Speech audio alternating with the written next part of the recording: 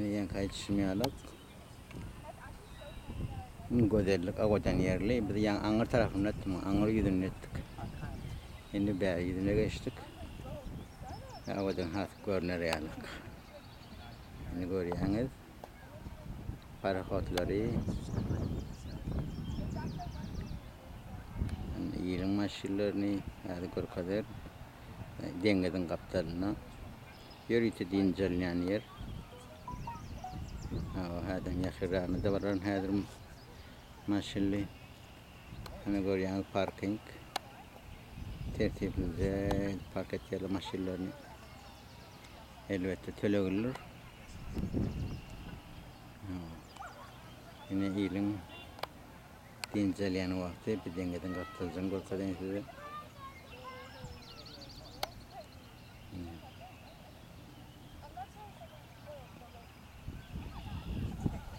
Hadi havada sarkınacak.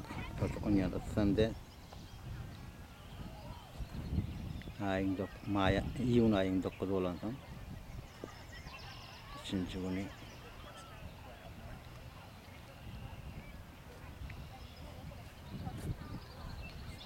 Tokaylık yer.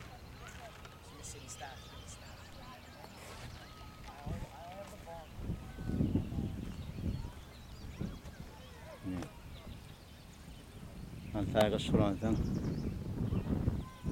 Göm kutayları. Yakın karda doğru. En kutaydı koyup su yukarıdamıştık. Ofurluk gittir aşağı. Böyle. Yine.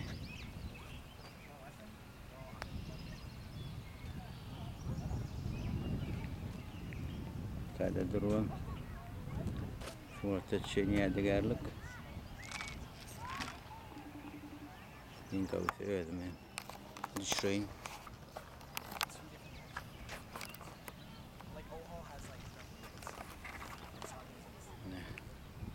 Emmene de yalkınlı salam. Şanına sağ olsun, başına dik olsun.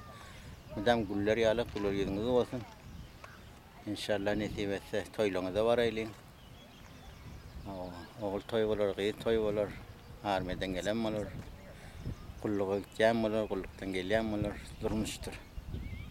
Madem güller yüzünüz var eyleyin. Şanına sağ olsun, başına dik olsun. Arzularınız hasıl olsun. Hazırça. Yine şöyle görüp duruşunu yalık. Yine bir aylayın.